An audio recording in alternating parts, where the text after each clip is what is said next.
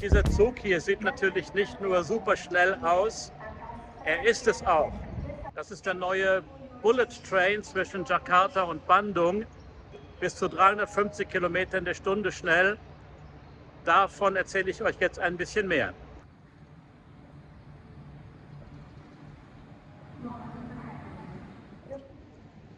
Hallo, heute ist mein Tagesziel Bandung. Bandung ist eine andere Millionenstadt, die zweitgrößte hier auf Java nach Jakarta.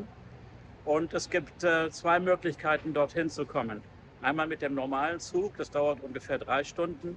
Das andere mit einem Hochgeschwindigkeitszug, der 250 oder 350 Kilometer fährt und die Strecke statt in 3 Stunden in 1 Stunde macht. Dieser Zug ist ganz neu und den will ich heute mal nehmen. Ich habe nicht im Internet vorgebucht. Ich lasse mich also überraschen, obwohl Wochenende ist. Es ist Samstag. Mal sehen, ob ich an diesem ganz neuen Bahnhof so spontan eine Fahrkarte bekommen kann. Diese Stadt ist ja riesig und um hier von meinem Hotel aus dorthin zu kommen, sind es etwa 8 oder 9 Kilometer. Da fahre ich mit dem Taxi hin. Es gibt so diese Taxidienste hier, Grab in diesem Fall. Das kostet für uns Europäer wirklich nicht viel. Es gibt hier natürlich auch ein U-Bahn- und Schnellbusnetz, aber es gibt keine U-Bahn oder S-Bahn, die hier von meinem Hotel aus zu dieser neuen Halim Station hinfährt. Der Verkehr dorthin ist natürlich chaotisch und ich habe einen anderen Film nur über diesen Verkehr hier in Jakarta. Da oben ist dann vielleicht der Link zu diesem Film. Das allein ist erlebenswert. Für die Leute, die Jakarta ein bisschen kennen, ich bin hier in einem Hotel direkt neben der sogenannten BNI Station. Das liegt direkt an dem Zug, der vom großen internationalen Flughafen hier in die Stadt führt. Das ist also recht praktisch als Ausgangspunkt für verschiedene Besichtigungen und Besuche hier in dieser Riesenstadt.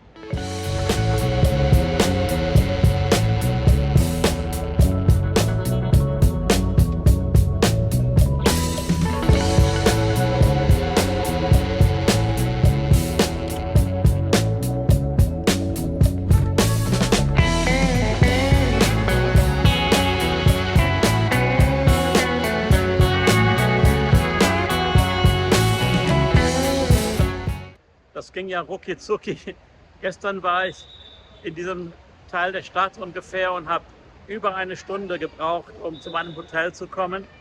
Und jetzt war ich vielleicht gerade 20 Minuten, 15 bis 20 Minuten unterwegs. Überhaupt kein Verkehr, also sehr wenig Verkehr für Jakarta-Verhältnisse an einem Samstagmorgen, recht früh noch. Diese Superschnellbahnstrecke gibt es im Moment nur zwischen Jakarta und Bandung, aber das wird vielleicht ja noch verlängert eines Tages. Mal schauen, wo es hier Tickets gibt.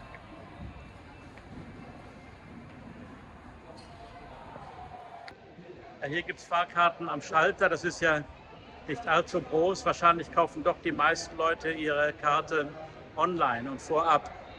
Ja, auch das ging sehr schnell. Man braucht einen Ausweis, weil es Sitzplatzkarten gibt und wie bei einem Flugzeug checkt man halt ein und muss einen Ausweis oder einen Ausweis vorweisen.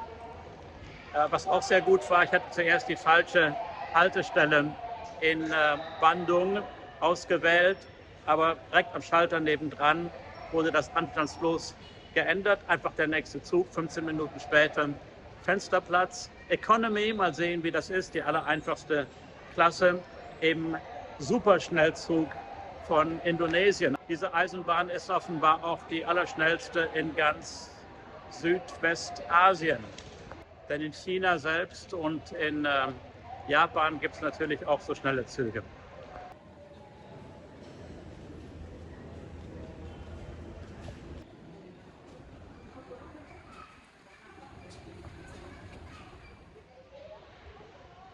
Hier die Wartehalle. Verpflegungsmöglichkeiten gibt es natürlich auch hier. Alles ist sehr sauber und wie auch bei Flugplätzen muss man hier, bevor man in den Wartebereich kommt, sein Gepäck durch so eine Sicherheitskontrolle bringen. Hier gibt es ja richtig leckere Sachen, vielleicht auch mehr für Touristen, wer weiß.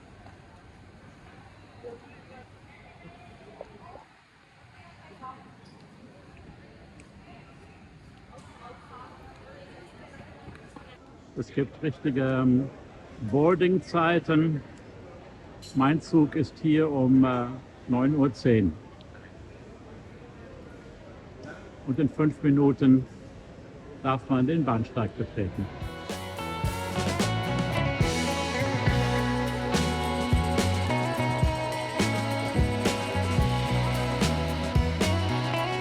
Penumpang yang kami hormati, pemesan tiket untuk kereta api cepat nomor D.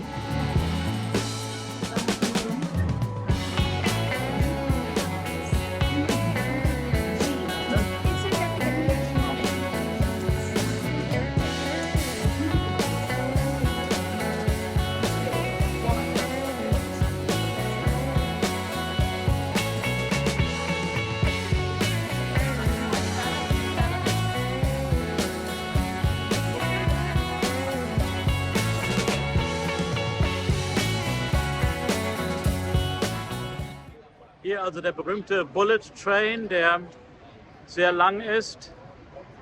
Mein Abteil ist hier direkt am Ende der Rolltreppe, da habe ich Glück gehabt. Überall hilfsbereite Leute, die einem zeigen, wo es lang geht.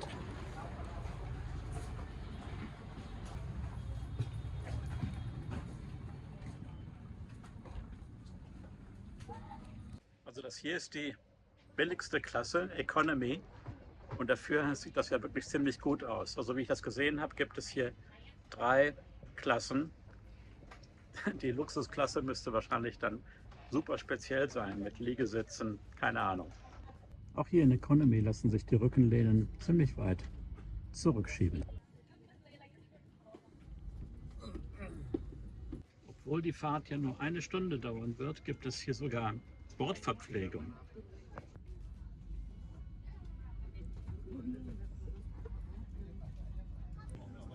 Das habe ich natürlich noch nie in einem Zug gesehen, dass hier sogar Medizin verkauft wird. Also so wie ich das sehe, hier Kopfschmerzmittel oder Hustensaft. Interessant. Man kann sogar sein Telefon laden oder Laptop, Steckdose, USB, alles vorhanden. The train number 1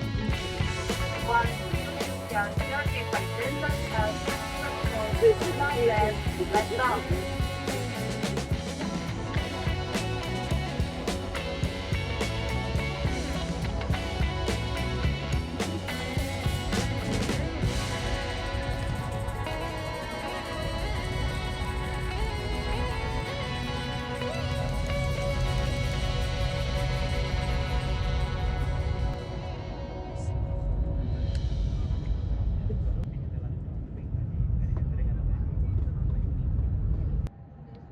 Also hier mit fast 350 Kilometern in der Stunde durch Indonesien. Der Zug liegt ruhig und flach. Es ist auch gar nicht laut hier innen drin. Das ist halt Top-Technologie, neu und gut.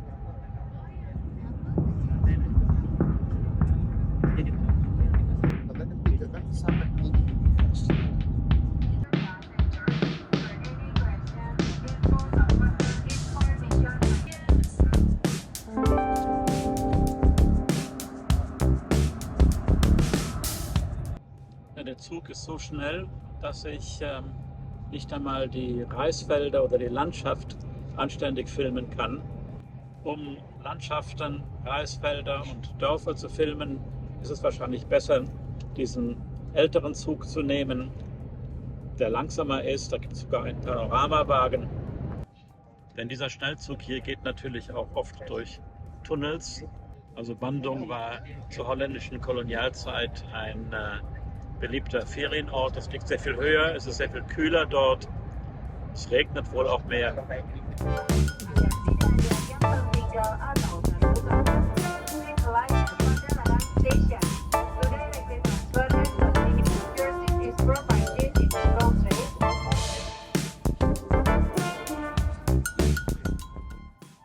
Zug fährt natürlich sehr viel langsamer, wenn man sich einer Station nähert, wie jetzt Paladrang. Das ist die erste Station, wenn man nach Bandung kommt. Ich fahre noch ein wenig weiter. Dann kann man ein wenig besser filmen, was man sieht, rechts und links. Manchmal gibt es aber auch so Schallschutzmauern. Und dann ist der Blick auch verdeckt.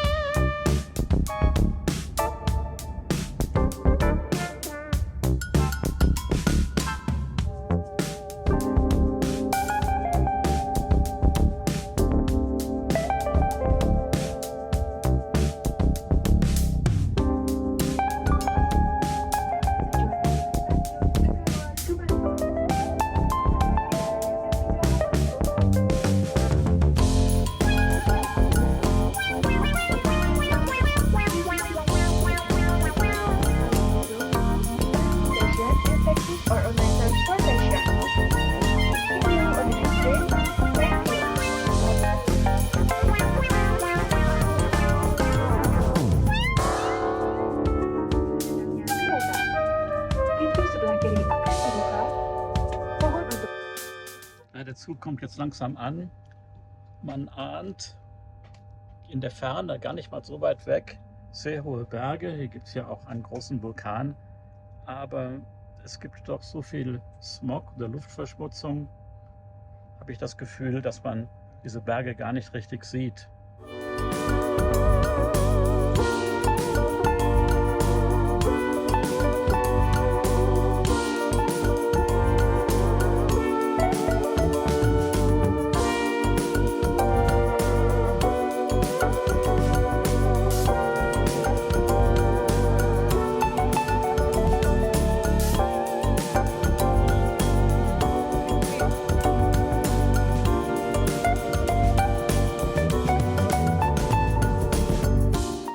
Das ist natürlich super aerodynamisch.